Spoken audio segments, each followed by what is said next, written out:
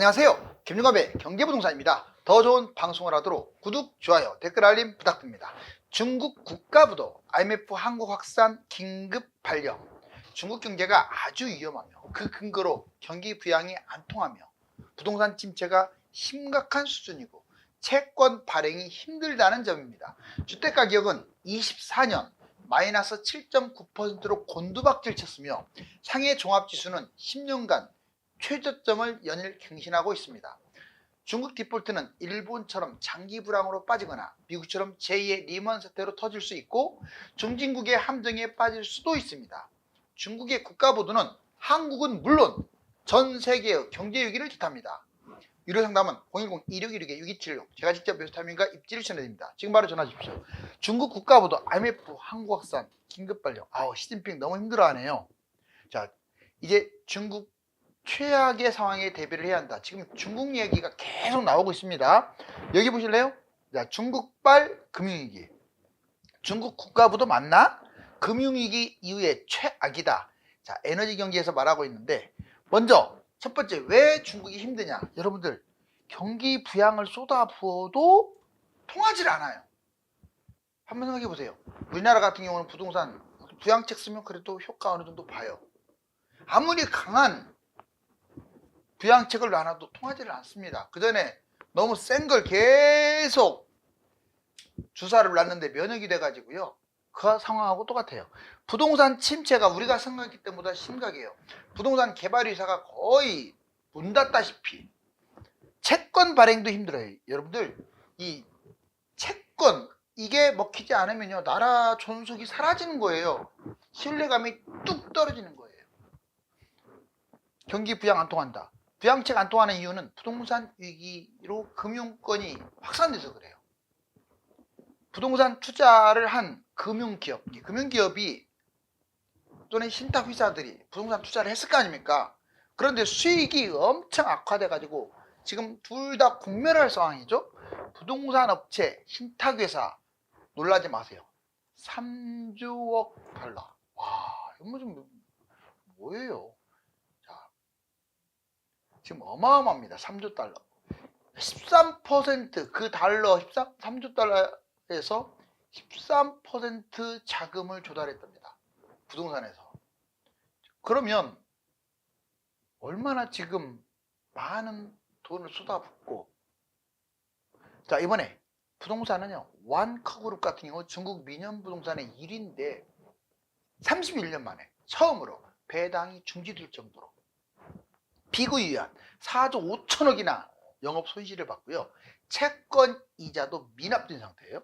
헝다 미 법원에 파산보호 신청까지 처리하면서 나 그냥 망하겠다. 청산하겠다라고 선언했죠. 완다 투기등급으로 전락을 했고 지금 중국의 1, 2, 3, 4 내놓으라 하는 부동산 개발회사가 전멸이에요. 채권 발행도 힘듭니다. 부동산 침체는 지방 세금 수입을 감소시켰고 이건 채권 발행을 어렵게 하는 요인입니다. 누가 사줘야죠. 그거 믿어야지 뭐 그걸. 부실 채권만 증가합니다. 그래서 지방 정부 총 부채 플러스 LGFV라고 하는데 이거 합산을 했더니 23조 달러 나왔는데요. 와, 부실 채권이 23조 달러. 중앙은행에서 지방정부로 떠넘긴 것들도 있어요. 이게 원인이 자꾸 중앙정부에서 중앙은행에서 지방정부로 자꾸 이렇게 떠넘기고 그럼 지방정부는 어떻게 하겠습니까? 본인들이 갖고 있는 채권들이 계속 악화되고 누가 사주지도 않고 사실상 부도 상황이죠. 중국 경제 5번째 위기. 자, 주택과 주가 곤두박 이거 보면 알겠어요. 자, 지금 실질적으로 중국의 GDP 성장률을 봤더니 와 추락하는 거 보세요. 이렇게 사실상 이 주황색 보이죠? 자, 그리고 실질 GDP 이 파랑색. 지금 중국이 4번의 위기가 있었어요. 보면 98년 그 다음에 2008년 미국발 금융위기 때죠. 그 다음에 2015년 유로 그때 문제 터질 때 2020년 코로나 때 거의 지금입니다. 그런데 잘 보시면 지금이 제일 안 좋아요. 그렇죠. 전체적으로 지금 제일 낫잖아요. 중국이 그래서 위험하다는 거예요, 지금. 그리고 이 위험하다는 것은 다른 거 볼 거 없어요. 두 가지 딱 보면 알겠네요. 먼저 부동산부터 볼까요? 이게 0인데. 자, 올라갔다 이렇게 하더니 결국은 추락하는 거 보세요. 이거 마이너스 7.9. 와. 지금 뭐 웬만한 거 다 제꼈어요. 코로나 때도 이렇게 심하지 않았잖아요. 2016년에도 이렇게까지 안 빠졌었어요. 지금 아주 지금 그냥 곤두박질 치고 있어요. 24년에. 자, 주가 보세요. 오, 지금 계속 지금 사선으로 연저점 찍고 가고 있네요. 최저점 찍으면서 계속 가고 있어요. 다른 나라는 신고가를 찍는데 상해 종합지수하고 홍콩만 난리가 난 상태죠. 이거는 중국이 부도 위험성이 높다는 거예요. 여기 보시면 세계 경제 위기 7가지 시그널. 자, 세계 경제 7가지 시그널을 한번 정리해보면, 먼저 금리 시그널. 미국 금리 인상, 그런 이유, 인상 이후에 금리 인하로 유턴할 경우가 위험한 거예요. 장단기 금리가 역전되고 하면 결국 경제 위기가 터질 신호인데, 중국이 그럴 가능성이 높겠죠. 두 번째, 부채 시그널. 세계 총부채가 지금 천문학적 빚으로 다들 위기를 모면하고 있는 중이에요. 그러니까 무한대로 돈을 찍어낸 거예요. 여러분들이 집값 거품 하는데요, 집값 거품보다 지금 돈 찍어낸 게 거품이 심해요. 그러면 현금만 갖고 있는 사람이 제일 피해를 봐요. 왜? 돈을 너무 찍어내다 보니까 화폐 가치는 하락하고 자꾸 부동산이나 주식이나 이런 것들이 뛰다 보니까 그걸 갖고 있는 사람들이 돈을 벌 거 아닙니까? 그럼 자기만 돈을 못 버는 거죠. 이자가 몇 푼이나 되겠어요. 빚으로 위기 보면 모든 분야 빚잔치 하고 있죠. 지금 버블 시그널, 주가 거품이 심합니다. 이 와중에도 자, 지금 미국 특히 주가 거품 세계 최강. 유럽은 안 그런 줄 아세요? 일본, 대만이 지금 정상적인 그게 주식입니까? 일본이 그렇게까지 강해요. 지금 주가가 신고가를 찍을 만큼. 대만이 그렇습니까? 그럼 유럽이 그래요? 미국이 그래요? 아니, 지금 한번 여러분들이 최근 한 5년 시세를 보세요. 그 주가 그래프를. 5년 전보다 지금이 그렇게 좋은 상황입니까? 더 그때보다 더 최악 같은데? 그런데 거품은 엄청 커요. 부동산 거품도 심하죠. 당연히 미국 주가는 두말할 필요도 없이 미국이 제일 거품 덩어리 나라입니다. 자, 네 번째, 환율 시그널. 신흥국 통화 가치, 위안화 위기, 원화의 위안화 통조. 지금 통화 가치가 급속도로 추락하고 있는 거예요. 달러 대비 다 추락. 자, 중국 시그널. 중국은 구조적으로도 부실하고요. 부동산 이미 버블에다가 개발회사까지 붕괴됐고 좀비 기업까지도 지금 설치고 있고, 인구 시그널. 자, 특히 중국의 저출산 고령화 뿐만 아니라 전 세계가 전반적으로 지금 실업에 노출돼 있고, 개발도상국 외에는 청년층이 부족해요. 세계 생산 인구도 급격히 감소, 인구 구조도 변화, 점점 나이 먹은 사람들이 늘어나죠. 쏠림 시그널. 수출로 쏠리고 자영업으로 쏠리고 부동산으로 쏠리고, 이게 골고루 균형을 잡아야 하는데 경제가 한쪽으로 치우치는 거야. 자, 이 7가지가 결국은 나라를 망하게 한다. 아시아 국가부도 경제 위기에 직면한 아시아 국가들. 먼저 미중 무역 전쟁, 이거 지금 계속 진행 중인데 아마 또 트럼프가 될 확률이 높은데 볼 것도 없습니다. 보호무역에서 중국은 난리 날 것 같아요, 내 생각에. 미국 플러스 서방, 중국 저가 수출 공세, 관세 폭탄, 이제 막 그동안에 바이든 때는 조용히 했는데 트럼프. 자, 미국 군사기업 12곳 장내 자산 동결.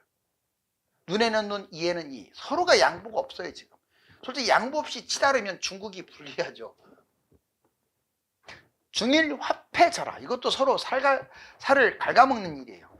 중국 위안화 경기 부양 플러스 수출 경쟁 가치 절하.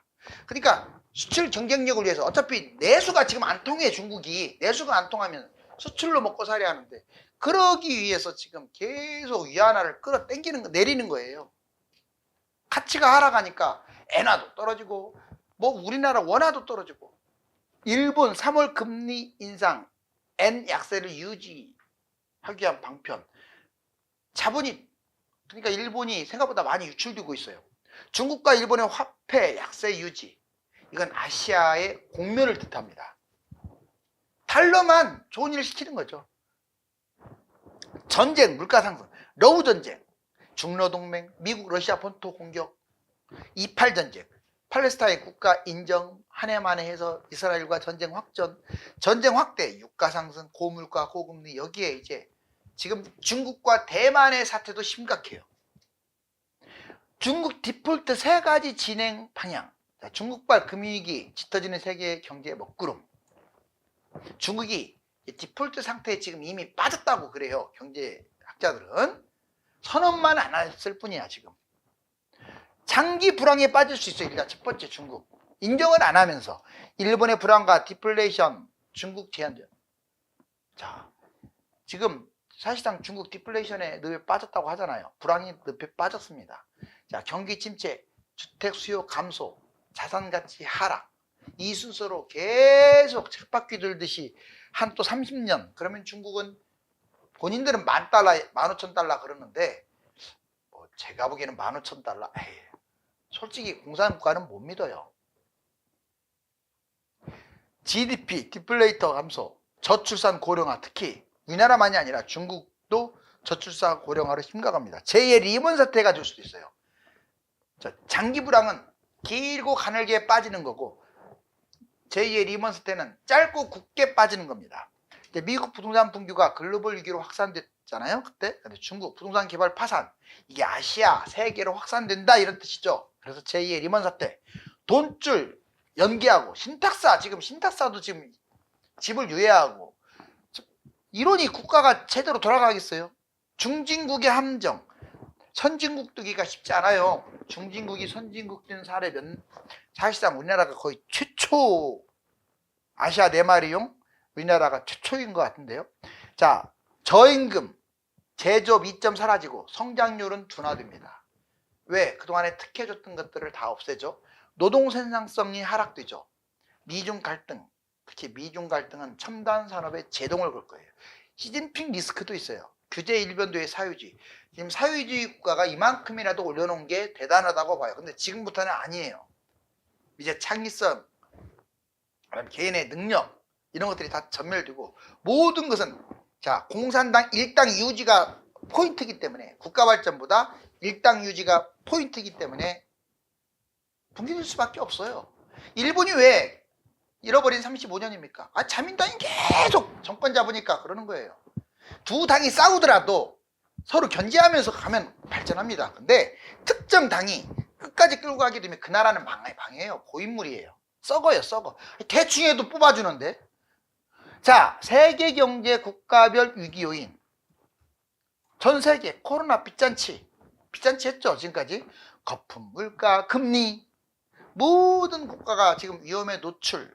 자, 미국부터 연방부채가 28조 달러입니다.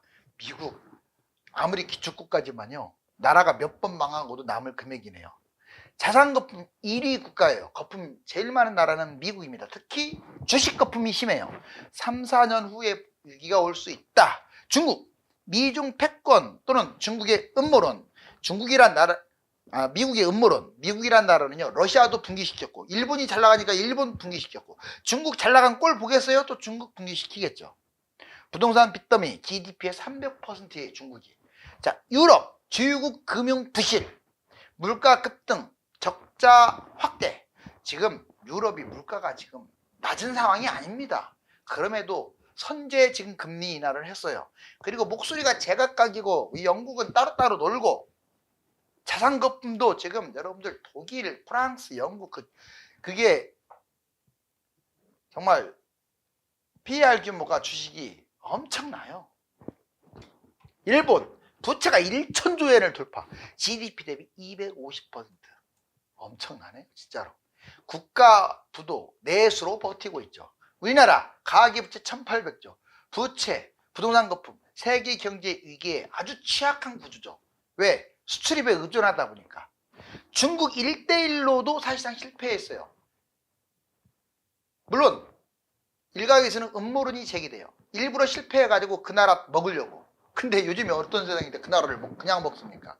물론 그 나라의 어떤 각종 기간 산업이나 이런 것들 뭐 땅을 꼭 뺏는 게 아니라 뭘 담보로 해가지고 얻어가는 방법은 있지만 일단 저렇게 되면은 중국이라는 나라가 골마 터지는데요.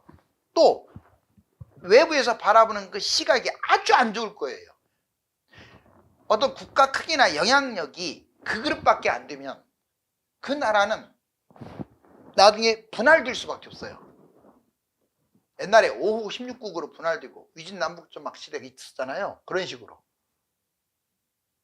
그렇게 되면 이제 우리도 만주 땅을 찾을 수도 있을지 모르죠. 자, 아무튼 1대1로 사업. 2013년부터 육상 일대, 해양을 일로라고 하는데 이 벨트를 형성했는데 2013년 152개의 나라 1조 달러를 지원했는데 말이와 지원이지 속국화. 고금리 개발도상국은 이미 파산. 중국도 신뢰를 상실한 상황이에요. 자, 1대1로 부도난 나라들 스리랑카 디폴트 선언했고 항만 운영권 넘기고 파키스탄 국가부도 위기에 놓여있고 중국 항구 운영을 하게끔 했고 외관 확장 부실 방콕 에콰도르 부실공사. 지금 뭐 중국이 엄청나게 기술력이 뛰어난 나라가 아니잖아요. 여기저기에서 부실이 터지는 거죠. 댐 붕괴되고 뭐 도로 붕괴되고. 1대1로 견제. 인도가 주권과 영토 보존 존중 중국을 노골적으로 비판했어요. 왜 다른 나라의 주권과 영토를 넘보느냐. 일본, 미일, 필리핀 안보 협력을 강화하는 쪽에 의견을 냈고 아프리카 40조 투자해서 지금 아프리카에 힘을 쏟고 있는 중국을 견제. 자, 미국과 G7 인도 중동 유럽 경제 회랑 즉 IMEC를 지금 만들었어요. 자, 중국 경제 6가지 위기. GDP 추락하고 있어요. 한번 냉정해지자고요. 자, 왜 중국이 위험하냐. 6% 5% 지금 4% 나왔잖아요. 이제. 오, 너무 지금 빨리 추락해요. 2분기. 자, 수출 급락 14%로 크게 감소. 자, 소비자 물가지수 3%로 하락. 디플레이션에 빠졌어요. 늪에 이미. 청년 실업률 청년 21%까지 지금 치솟았다가 통계까지 사라졌어. 위안화 급락 17년 내 위안화가 최저입니다. 물론 수출을 위해서 그런다고 하지만 결국 자기 나라 살을 갉아먹는 꼴이에요. 신규 대출 급감. 자, 3조까지 했던 대출이 이제 3,500억 위안으로 확 줄었어요. 대출을 받으려고 안 해요. 중국 주요 경제 지표. 자, 경제 성장률 보세요. 지금 24년 1분기 2분기 여기 4.7% 보이죠. 자, 4.9, 5.2, 5.3에서 확 붕괴돼 버렸어요. 중국이 4%대다. 이제는 예전에는 막 6%만 돼도 아우 문제가 있다 했는데 이제는 정상적인 것처럼 얘기하고 있는데 소비자 물가지수 보세요. 완전 내수가 지금 완전 만신창이지. 생산자 물가 보세요. 소매 판매 증가율 확 떨어졌고 산업 생산율 증가율 떨어졌고 청년 실업률은 늘어나고 지금 6대 평가 요인이 지금 다 최악이에요. 자, 중국 부도에 대해서 우리나라는 어떻게 대응을 해야 하느냐. 중국발 위기, 한국 경제를 확산하나. 자, 금융당국 긴급점검회에서 계속 중국은 모니터링해야 합니다. 준비, 중국발 위기, 국내 금융시장 우려, 긴급점검 자주 하고 있어요. 중국 부동산 개발업체, 중국 금융 확대로 전이될 수 있으니까 대책 방안 마련하고 중국 개발기업, 익스포저. 자, 우리나라도 부동산 신탁 등 1조 원이 물린 상태. 대책안, 수출 다변화. 이제 중국에서 좀 벗어나야 돼요. 내수도 강화해야 돼요, 우리나라가. 그래서 국내의 경쟁력을 강화하고 금융 안정성, 산업 구조 조정, 빠른 경제 회복을 위해서 노력해야죠. 대외 협력 강화, 주변국 각 인도라든가 동남아시아라든가 미국, 일본, 유럽 협력을 통해서 반사 이익을 얻어야 합니다. 회복력, 가장 먼저 반응하는데 가장 먼저 반응할 수 있는 조건을 만들어야 돼요. 두 번째, 가장 먼저 회복하는 것도 만들어야 돼요. 가장 먼저 추락하고 가장 먼저 회복할 수 있도록. 자, 사전에 철저한 준비, 경제위기와 회복의 모델을 여러 갈래로 만든 다음에 중국이 이렇게 됐으면 이렇게 우리는 대응한다. 자, 중국 경제 금융위기 지금 곤두박질 치고 있는데 자, 중국 문제가 중국으로 끝나길 바랍니다. 중국은 이미 부동산 개발회사와 지방정부가 디폴트 상황이며 중앙정부와 대형은행들도 부실에 빠진 상태입니다. 유형별로 대비책을 세워야 합니다. 감사합니다.